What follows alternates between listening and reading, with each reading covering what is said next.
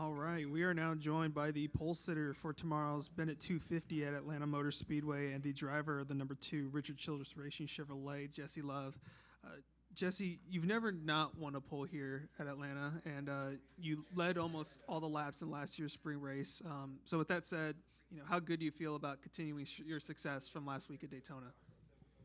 Yeah, I drive fast race cars, and that obviously helps. And we have big power, and my crew chief Danny Stockman is really good at his job as well. So qualifying time, my job's pretty easy. My job gets tough tomorrow night, and yeah, I feel like that's where we make all our bread and butter. So I'm looking forward to tomorrow. Clearly, we got not quite as much drag or downforce as the competition, and that's gonna be great out front. Might be a little bit tricky in the pack, but I feel like our car still handles really good in the draft. So we kind of, for whatever reason, we have a good setup for it, and we can come here a little bit more trimmed out than others and make some good speed. And obviously, when we're out front, it's pretty fast to catch the two. All right, well, we'll begin opening it up to questions. We'll start with Jacob over here on the right.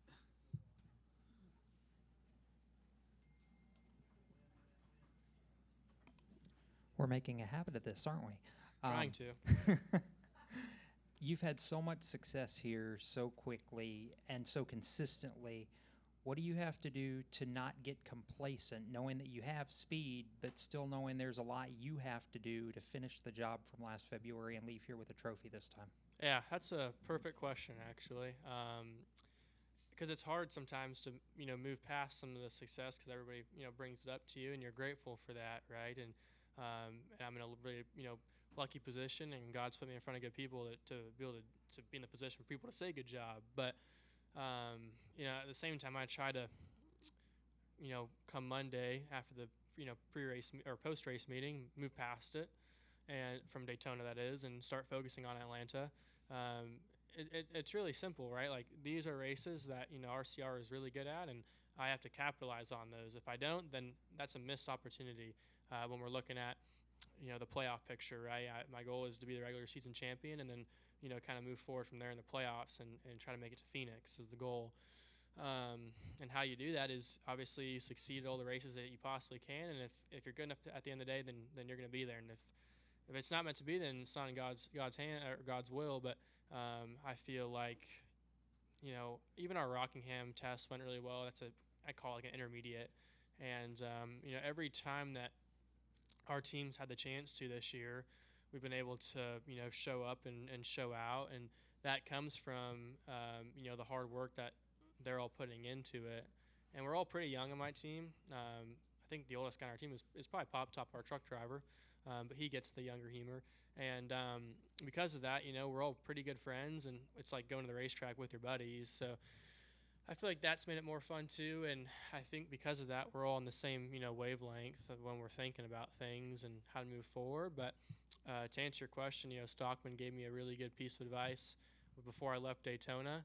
He was like, congrats, right? But at the same time, let the win early on in the season, I guess, take the stress out of it, but it doesn't take the work ethic out of it, right? You still got to push and try to find different ways to keep getting better. But I definitely relaxed a little bit more this week just because the weekend was so hectic and I had so much media stuff. But at the same time, I try to consciously move past Daytona kind of right when I got back.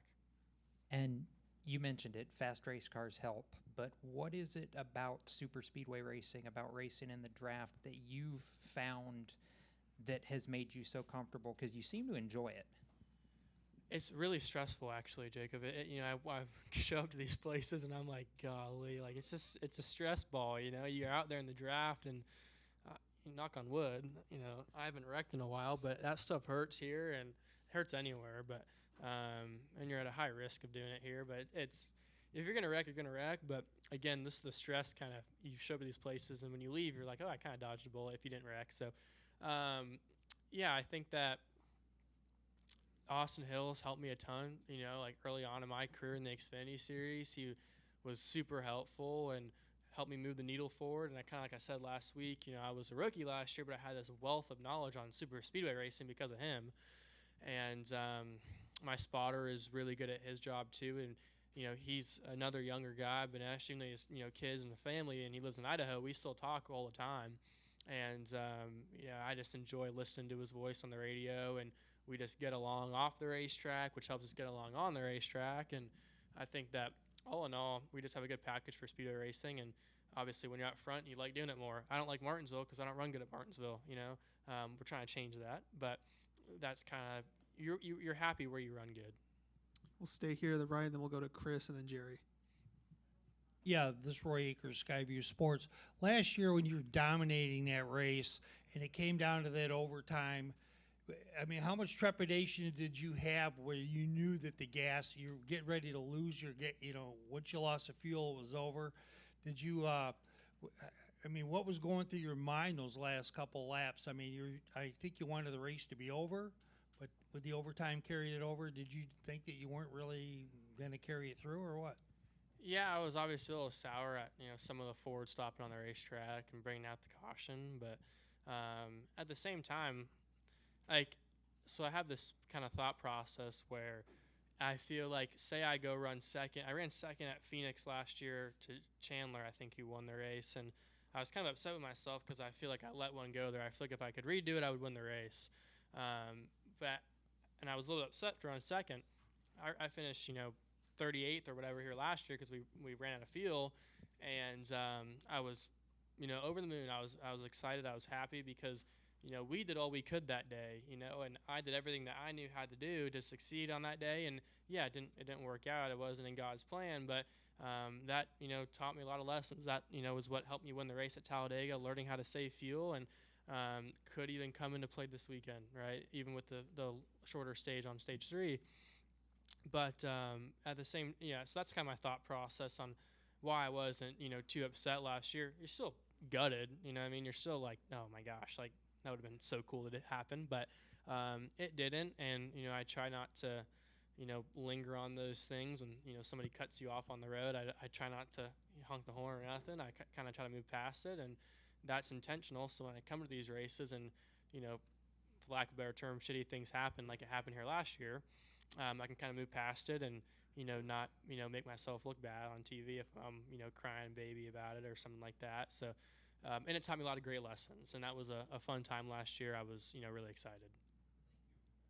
Come to the back, and then we'll go to Chris and then Jerry. Hi, Krista Alarcon from the Prowler at Stars Mill High School. Last week you won a 2.5 mile super speedway. This week, same style of racing, but a 1.5 mile track. How do you approach this weekend differently from last weekend?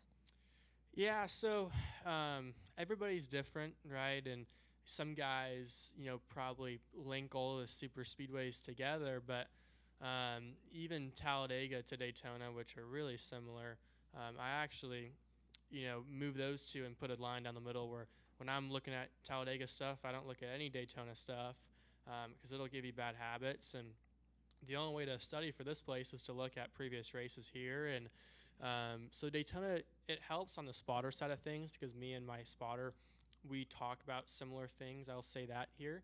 And his cadence is similar. But and we're like gelling because, we have a lot of confidence in each other after Daytona. Which, a place like this in Daytona, spotting is, 75% of the job. The other 20% is the car, and I'd say 5% is the driver. But, I think that, again, I just kind of look at previous races and what my strong suits are, and that's leading the pack out front. For some reason, I can kind of control lanes really well and slow lanes down to make it too wide, and then speed lanes up if I think it's, better to make a stringer on the top. But, for this place in particular, kind of don't have to worry about fuel anymore because the stages are different. And the biggest thing is at some point we're probably going to lose track position and how to pass cars when it's going to be really tough tomorrow. And I feel like I have a decent game plan how to do it. And that's kind of what I studied throughout the week. Go ahead, Chris. ChrisKnight@Jets.com. Hey, Jesse. I was just curious, what is the biggest thing that you've learned in your 2 races at Atlanta Motor Speedway? How to be patient, obviously. It's tough here because it's kind of like Michigan, how the outer lane, not against the wall, but the outer lane can kind of get strung out. And you want to be the first guy to duck down there to the bottom. But it is, you're not in the draft at that point. It is kind of like a parachute. So at some point you have to just be like, I can't make the move. You know what I mean? And I was like 12th last week in stage 2, and I just kind of bailed on the pack because I knew that the move wasn't going to come to where I could make a move to get stage points, and I bailed on the pack to not be in, if there was a big one at the end of that stage, kind of bail out of it. And the same thing here. It's a little bit harder to wreck here because, except in the tri-oval, like it's pretty easy to get spun out there, but there's a little bit bigger of a gap between cars here, which I think is why it puts on a good show. At Daytona, we're just kind of like locked right next to each other, but there's a ton to learn.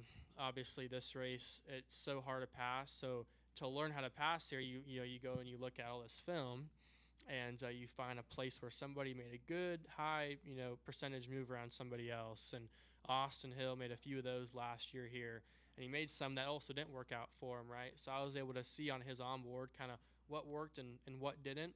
And I feel like I have a good game plan now of how to pass cars when it's going to be pretty tough tomorrow. I was wondering if you could also talk about your bond with crew chief Danny Stockman. Yeah, Danny he's like a brother to me, and we've gotten along really well.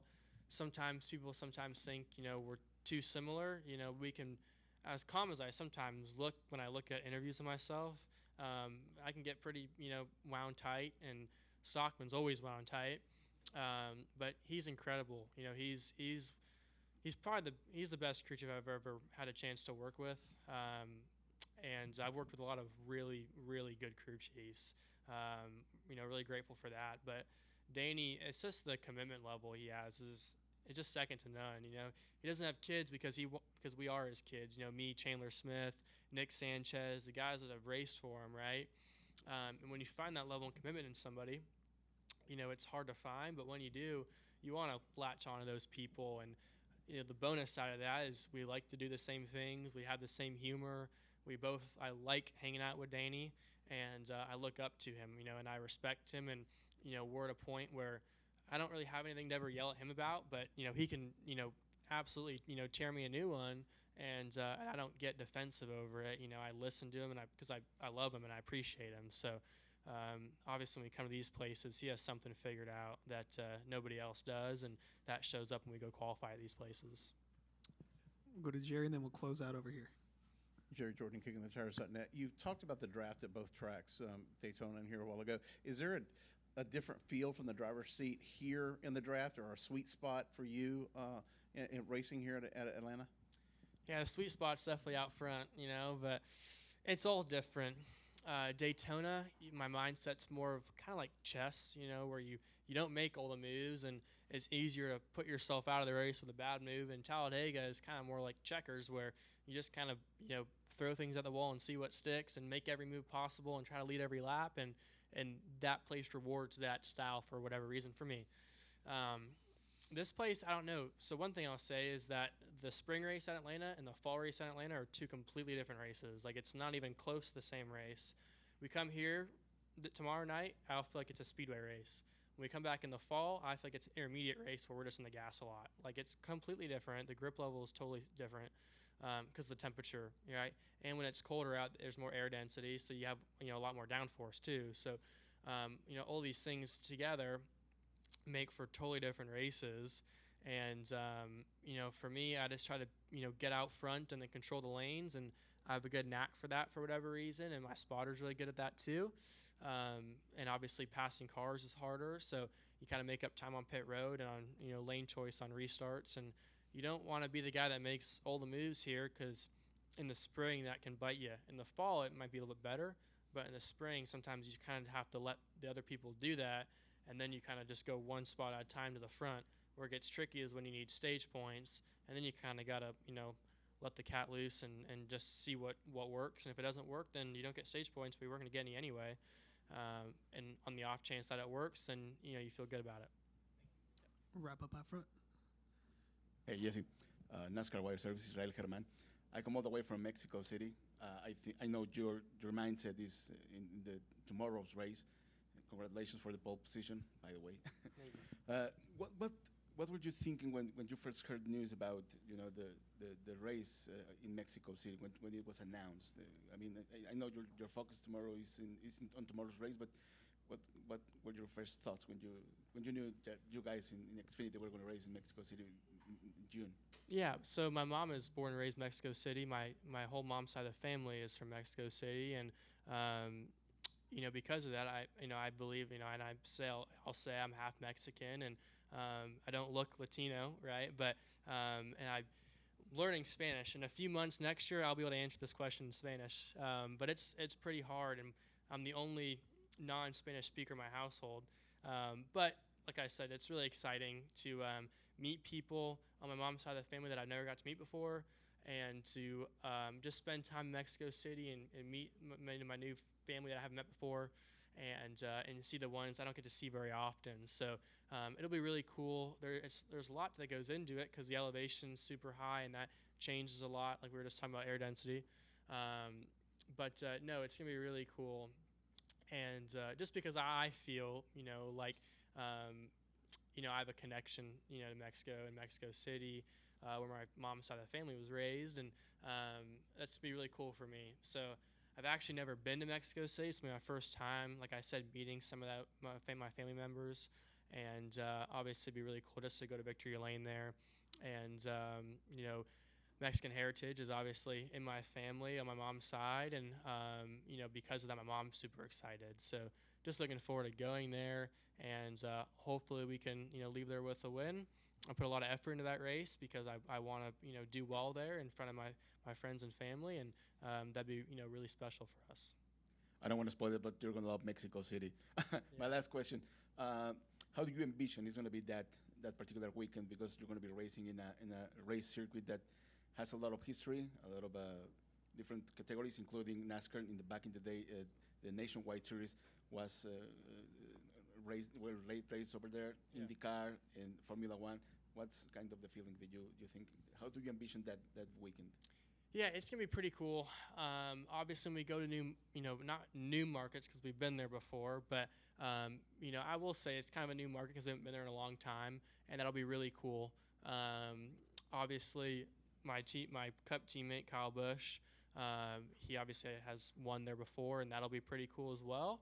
But to kind of lean on him and see if he has any notes for me. But no, overall, it's going to be a pretty cool weekend because it's new, and new is always exciting. But obviously, I have the added benefit of kind of the added motivation to do well because I want to make my family proud, and kind of show them, who some have never met me before, kind of what I do and what I'm all about. And my mom is super excited. Her favorite track is Talladega because of Talladega Nights, and I think Mexico City is going to be her new favorite racetrack, but it'll still be cool to perform in front of my family. Thank you. All right, Jesse. Well, congrats on the pole tomorrow, or pole today, and good luck for tomorrow's race. Thanks.